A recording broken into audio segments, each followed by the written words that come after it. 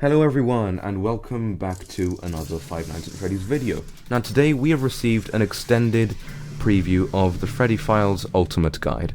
Now, it consists of 30 pages, including the front cover, and yeah, I'll be going through every single page, obviously not reading everything, but I'll be talking about summaries of every page, and there will be timestamps in the description, but I highly recommend you watch from the beginning to the end because you'll understand everything that's in the book, and it's going to be really interesting as well, because I haven't read any of the previews yet.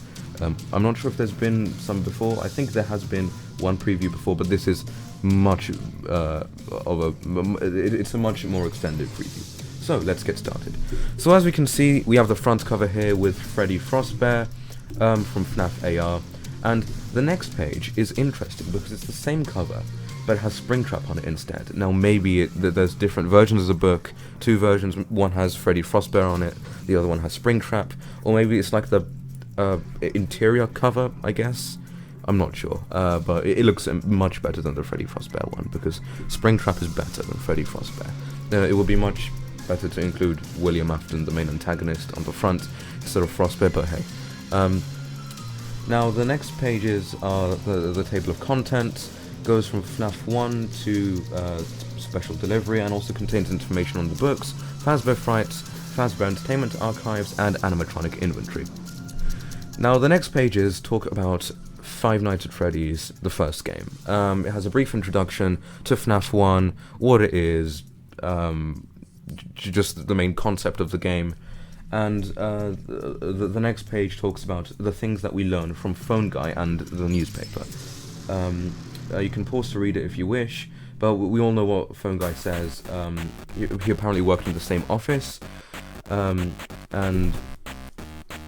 it talks about some of the quotes that Phone Guy says, and one thing that it says at the bottom is that Phone Guy's endoskeleton explanation doesn't add up. Bonnie often enters the backstage, sees the costumeless endoskeleton sitting on the table, and never tries to stuff a costume on it. That's because, well, that's not the reason that the animatronics attack, it's because they're possessed and they want revenge. So, next page is on gameplay and strategy, and we see epic art of Mathman attacking Freddy Fazbear. Yay. So these two pages talk about the gameplay and the strategy and how to survive, different tips. There's a table over here, very mathematical and big-brainly produced. And the page on the right has a map of the first location, which is really, really good. If you're more focused on the gameplay aspect, these two pages are really, really useful.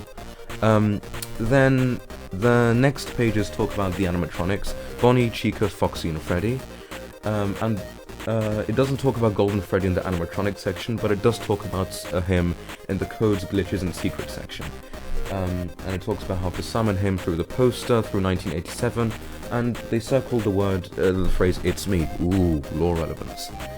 The next pages talk about lore and theories. There's epic art of William Afton on the top left as well.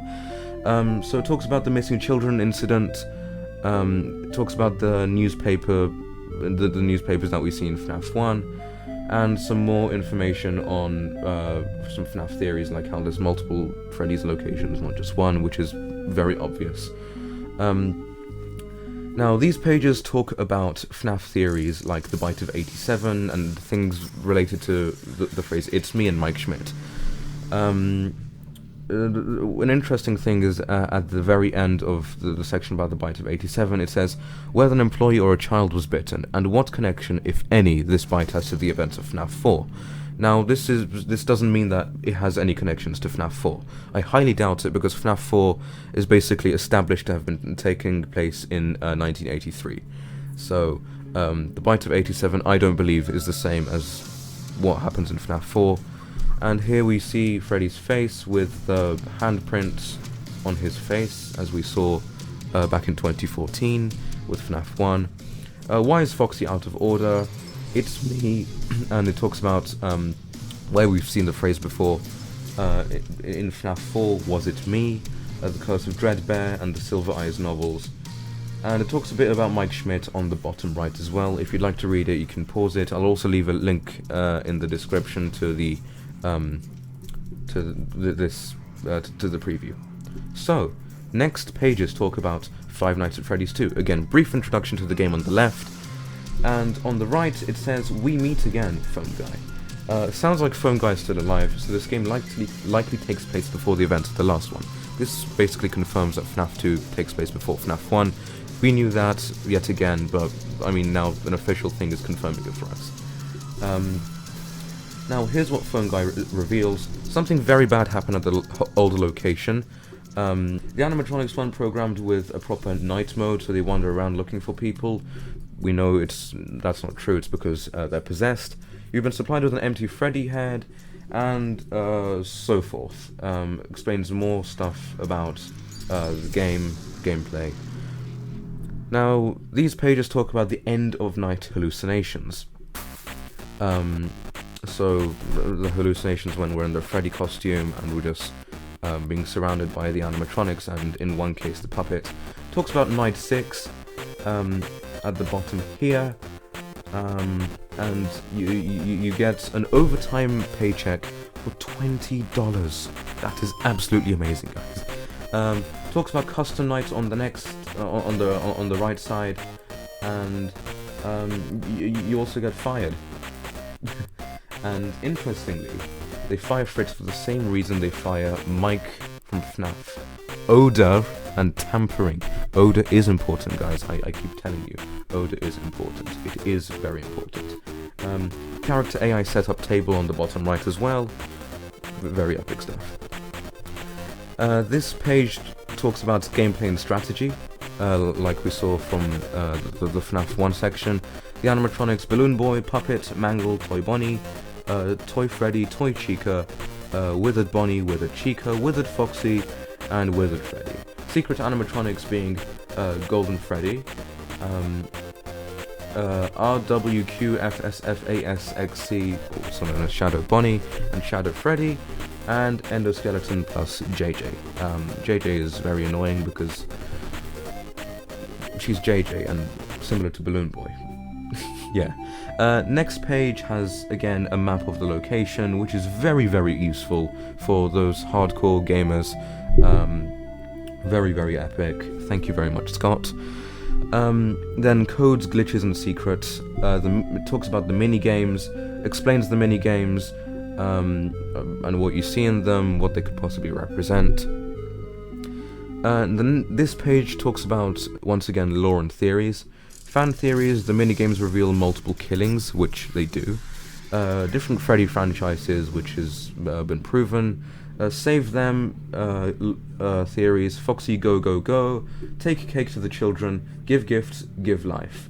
And on a final disturbing note, the models for the dead children are different from game to game, supporting theorist claims that there could be 4 unique sets of victims.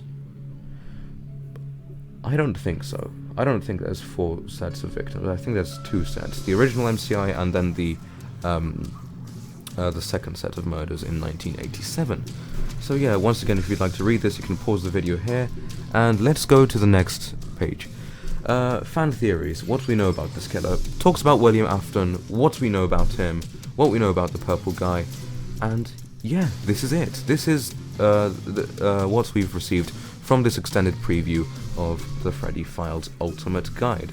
Now, I'm really excited for this. This is very epic. I cannot wait for the book to come out. I'll definitely buy it, because it's going to include some juicy lore stuff that we can read.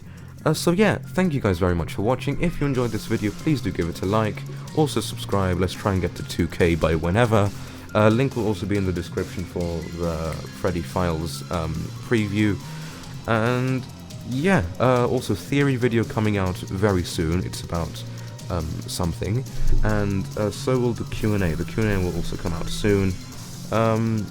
Yeah, thank you for watching, and I'll see you in the next video. Bye.